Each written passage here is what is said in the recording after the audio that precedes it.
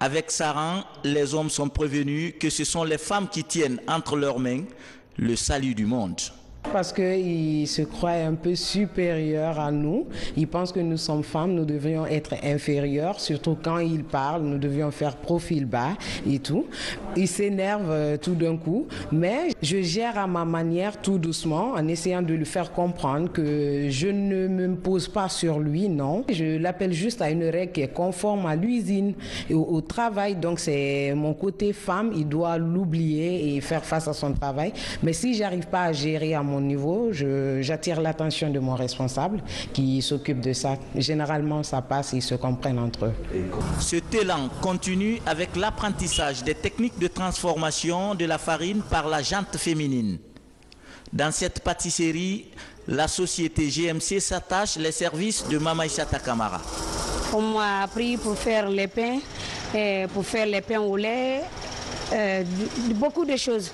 Aujourd'hui, je suis fière pour être ici. Des fois, c'est les hommes qui font le travail comme ça, là, on ne voit pas les femmes. Mais moi, je me sacrifie, j'ai dit, il faut que moi aussi, je fasse comme les hommes. Les hommes ne peuvent pas faire tout. Nous aussi, on peut aider nos hommes. La concrétisation du projet de pâtisserie est l'œuvre de cette femme à Poigne. Salimatou Sissoko fait sienne l'idée qui rappelle qu'on ne naît pas femme, mais on le devient. Nous avons poussé la porte de GMC en disant que nous voulions travailler nous aussi et que nous étions capables de suivre la formation qu'ils proposaient. Et aussi, j'ai envoyé des femmes qui ont suivi la même formation que certains hommes. Et aujourd'hui, j'ai ce four-là dont la responsabilité est confiée à une femme qui fait le pain pendant la journée. Et les hommes font le pain la nuit. Nous souhaitons une très bonne fête à toutes les femmes de Guinée, toutes les braves femmes de Guinée, parce que les femmes, elles sont très braves, en travaillant comme le font les hommes, en aidant leur famille, en apportant le peu que l'on puisse apporter. Et le plus souvent, ça fait la fierté des femmes aussi. L'abnégation des femmes dans les industries est saluée par le ministère de tutelle.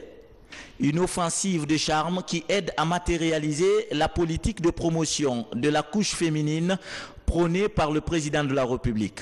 Il y a une dynamique qui est impulsée par le gouvernement pour donner une place prépondérante aux femmes. Vous savez que le président de la République a dédié son mandat aux jeunes et aux femmes. Cela prouve la volonté que le gouvernement veut y mettre en avant pour la promotion de la femme. On n'est pas surpris qu'il y ait des femmes cadres dans les entreprises. Parce qu'il est vrai qu'elles sont constituées physiquement de façon différente qu'aux hommes. Et elles n'ont peut-être pas la même robustesse que les hommes, mais avec la formation, avec les entraînements, elles arrivent à rivaliser avec des hommes, sinon à être plus performantes que certains hommes. Donc dans le secteur industriel, c'est pareil. Vous avez des femmes qui font d'excellentes études, qui sont brillantes, qui sont excessivement bien formés, qui ont les compétences qu'il faut, donc qui peuvent assumer au même titre que les hommes des responsabilités. Donc moi je ne suis pas surpris que des Guinéennes puissent assumer ce type de responsabilité.